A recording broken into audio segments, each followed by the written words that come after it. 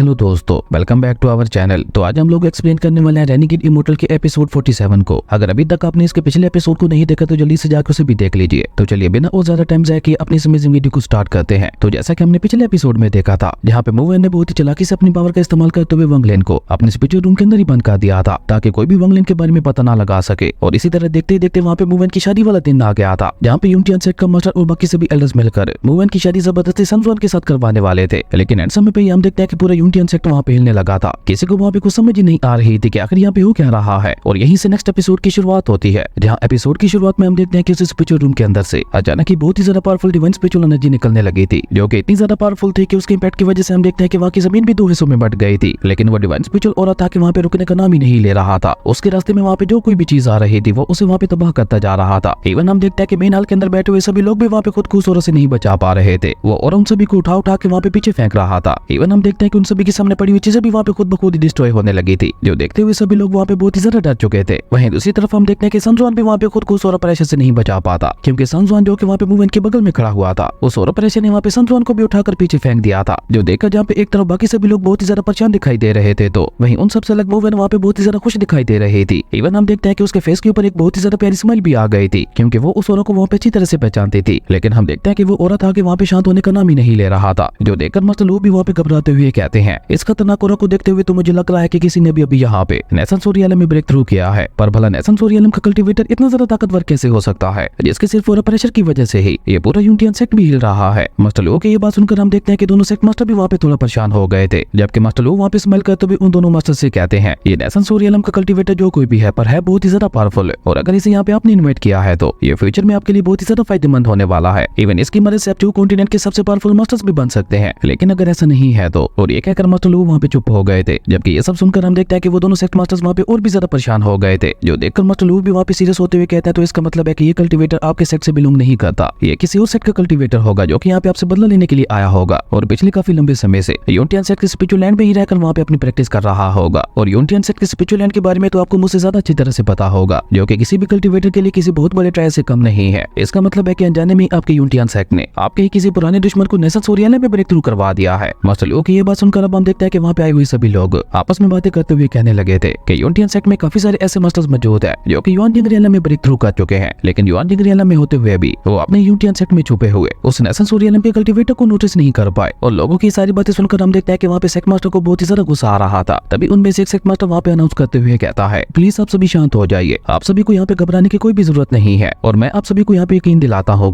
आपके 10 गिनने से पहले मैं इस नेसन सोरियलम के कल्टीवेटर को खत्म कर देने वाला हूँ। और ये कहकर हम देखते हैं कि सेट मास्टर वहाँ पे अपने सभी एल्डर्स को लेकर बहुत ही तेजी से वहाँ पे उस स्पिरिचुअल रूम की तरफ ही बढ़ गए थे। जबकि हम देखते हैं कि उन सभी को वहाँ पे इस तरह से वंगलेन के ऊपर अटैक करते हुए जाते देखकर मूवेन बिल्कुल भी नहीं घबराती, बल्कि उसके फेस के ऊपर तो अभी भी वही प्यारी स्माइल आई हुई थी, जैसे उसे वहाँ पे सबकी कोई परवाह ही ना हो। और इसी तरह हम देखते हैं कि मूवेन भी वहाँ पे धीरे धीरे वहाँ से बाहर जाने लगी थी। लेकिन तभी हम देखते हैं कि सनजुआन जो कि दोबारा वहाँ पे अपनी जगह पे खड़ा हो चुका था, वो जल्दी से वहाँ पे मूवेन का हाथ पकड़ते हुए उसे वहाँ पे रोक लेता है। आप में से काफी सारे लोग मुझसे सवाल करते हुए पूछते रहते हैं कि मैं डोंगुओ कहाँ से देखता हूँ, तो इसलिए मैं आज आपको बताने वाला हूँ एक बहुत ही कमाल के प्लेटफॉर्म के बारे में, जहाँ से आप बहुत ही इजीली चाइनीज डोंगुआ देख सकते हैं। और इस प्लेटफॉर्म की सबसे ज्यादा खास बात यह है कि इनके सबटाइटल्स बहुत ही ज्यादा कमाल के होते हैं। आपको उस वेबसाइट का लिंक नीचे डिस्क्रिप्शन और कमेंट बॉक्स में मिल जाएगा, तो आप वहां से जाकर उसे चेकआउट कर सकते हैं। तो चलिए अब आते हैं अपनी मेन वीडियो की तरफ। और गुस्से से वहाँ पे मूवेन से कहता है कि मैं ये बात अच्छी तरह से जानता हूँ कि ये सब तुम्हारी वजह से ही हो रहा है। तुमने यहाँ पे किसी को अपनी मदद के लिए बुलाया होगा और उसे यहाँ पे सबसे छुपा कर उसकी प्रैक्टिस करने में मदद कर रही होगी, लेकिन अब इस सबका कोई फायदा नहीं होने वाला, क्योंकि अब हमारे यूनियन सेट के सभी युआन जिंगरियलम के सभी एल्डर्स यहाँ पे मौजूद है, जो कि तुम्हारे उस नेसन सोरियलम के साथी कल्टीवेटर को एक ही झटके में यहाँ पे खत्म कर देने वाले हैं। अच्छा यहाँ पे कुछ भी हो जाए, लेकिन तुम्हारा वो साथी हमारे हाथों से नहीं बचने वाला। और ये कहकर हम देखते हैं कि सनजुआन भी वहाँ पे उन एल्डर्स के पीछे बाहर जाने लगा था। जबकि वहीं दूसरी तरफ हम देखते हैं कि उनमें से सीनियर सेट मास्टर वंगलिन को मारने के लिए उस स्पिरिचुअल रूम के अंदर चला गया था, जो देखकर अब सभी को वहाँ पे यही लग रहा था कि अब किसी भी पल सेट मास्टर उसे वहाँ पे खत्म करके बाहर आते ही होंगे। लेकिन उसी समय हम देखते हैं कि अचानक उस रूम से एक बार फिर से वहाँ पे बहुत ही ज्यादा पावरफुल एनर्जी रिलीज होने लगी थी, जिसके साथ ही सेट मास्टर उड़ते हुए वहाँ पे बाहर आ गिरा था, जिसकी हालत वहाँ पे बहुत ही ज्यादा खराब दिखाई दे रही थी। इवन हम देखते हैं कि दूसरा सेट मास्टर जल्दी से आगे बढ़ते हुए वहाँ पे पहले वाले सेट मास्टर को उठाने की कोशिश भी करता है, लेकिन तब तक उस सेट मास्टर का खेल वहाँ पे खत्म हो चुका था। और अब तो हम देखते हैं कि उस स्पिरिचुअल रूम के अंदर से और भी ज्यादा powerful divine spiritual aura release होने लगा था, जिसकी वजह से हम देखते हैं कि वो सो कॉल्ड पावरफुल एल्डर्स भी अपनी अपनी जगह पे सही से खड़े नहीं हो पा रहे थे। और सबसे ज्यादा बुरी हालत थी तो वहाँ पे आए हुए मेहमानों की, वो बेचारे तो लगातार वहाँ पे सोरा प्रेशर की वजह से खिसकते हुए पीछे होने लगे थे, जिसकी वजह से हम देखते हैं कि वो सभी लोग वहाँ पे बहुत ही ज्यादा डर चुके थे। उन्हें लग रहा था कि अब यहाँ पे उनका मरना तय है, और डरना जरूरी भी था, क्योंकि वंगलिन ने वहाँ पे अपने सिर्फ एक ही अटैक में उनके सबसे पावरफुल सेट मास्टर को ही वहाँ पे खत्म कर दिया था। तो